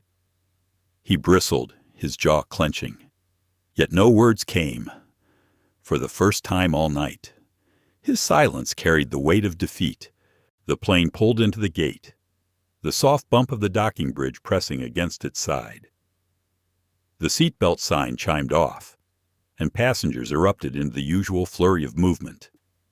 Bags were pulled down, coats shrugged on, phones powered up, but the chatter carried a different tone tonight. People spoke in hushed voices, glancing toward Amelia, toward Richard, toward the flight attendants. The cabin had become more than a vessel of travel. It had become a stage for truth, and no one would leave without carrying some fragment of what they had witnessed. Elaine stood tall near the front, her expression professional yet alert. "Ladies and gentlemen, please remain seated for just a moment. We have a matter to address before deplaning." Her voice was clear, firm, the murmurs quieted, curiosity replacing impatience. 2 uniformed security officers boarded the aircraft, their presence both authoritative and calm. They moved with quiet efficiency, pausing briefly as Elaine leaned in to speak with them. Then, with practiced composure, they approached Richard's seat. "Mr. Coleman," one officer said evenly, "we'd like you to come with us." Richard's eyes widened, his face flushing crimson. "What me she's the one who started this. She's the one abusing her position." His voice rose sharp and desperate. The officer remained calm. "Sir, several passengers and crew have reported your disruptive behavior. We'll need to discuss this further off the aircraft." Richard looked around, seeking allies among the passengers. But what he found were cold stares, folded arms, eyes that refused to meet his. The silence of the cabin was louder than any applause could have been. Amelia did not move, did not speak. She sat still, her presence steady as the officers guided Richard to his feet. He sputtered protests, but resistance was futile. The walk of removal felt longer than the length of the cabin itself, every step punctuated by the collective judgment of those who watched. When he was gone, the silence lingered. Then, almost unexpectedly, a few passengers began to clap. It wasn't the boisterous applause from earlier. It was slower, deeper, carrying more weight. Others joined in until the cabin echoed softly with a rhythm of solidarity. Amelia inclined her head slightly, acknowledging the sound without basking in it. She knew applause was fleeting. What mattered was what people carried once they left the plane. Elaine approached her seat, leaning down just enough for her words to be private. "I want to thank you, Ms. Grant. Not just for tonight, but for how you handled everything. You showed all of us what leadership looks like." Amelia's eyes softened. Leadership isn't about holding the loudest voice. It's about holding steady when others want to shake you. Tonight, we all did our part. Elaine smiled faintly, then straightened, returning to her duties. One by one, passengers began to file out of the plane. Many paused near Amelia's row, offering small words or gestures. A woman touched her arm gently and whispered, "You reminded me of my daughter. I'll tell her about you." A man offered a quiet, "Thank you," before moving on. Even Lena Torres lingered at her side, her voice barely steady. "You gave me courage tonight, more than you know." Amelia met her gaze, then carry it forward. That's how change grows. At last, the cabin emptied, leaving only the crew and Amelia. She rose slowly, her body heavy with the exhaustion of the night, but her spirit still firm. She gathered her bag, smoothing the strap over her shoulder, As she stepped off the plane, the cool air of the jet bridge met her face. The transition from the sealed cabin to the open passage felt symbolic, a shift from confinement into the wider world. Security officers stood nearby, waiting to finalize their reports. Richard's voice could be heard faintly in the distance, still protesting, still clinging to his grievance. But Amelia did not linger. His words no longer carried weight. She walked with steady steps through the terminal, the buzz of arriving passengers blending into the background.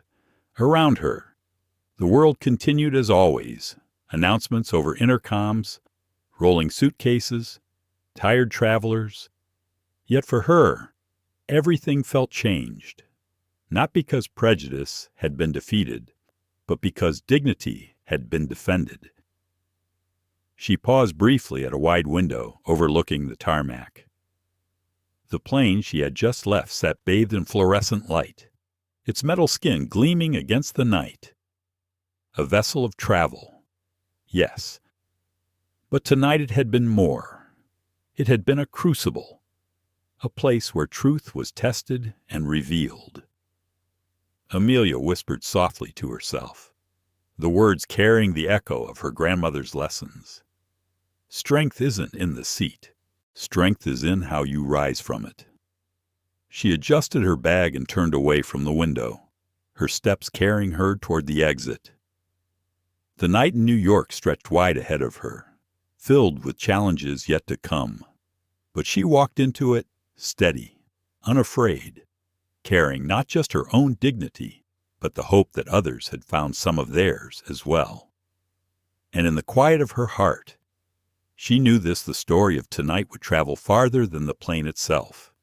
It would live in whispers, in retellings, in lessons passed down.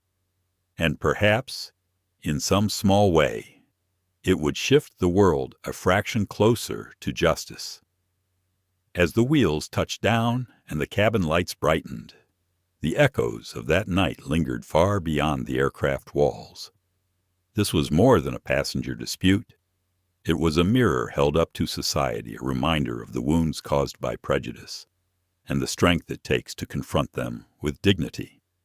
Amelia Grant's story is not just her own. It belongs to every person who has ever been told to sit down, to every voice silenced, to every moment where injustice tried to shrink someone's worth. And yet, through calm defiance, she reminded us all respect is not negotiable. Dignity cannot be stolen. Richard's downfall was not in being removed from a plane.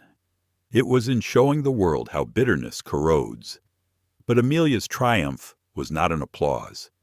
It was in inspiring others, planting seeds of courage that will grow long after the flight is forgotten. So as we leave this story behind, let us carry its weight forward. Let us question, reflect, and refuse silence when it matters most.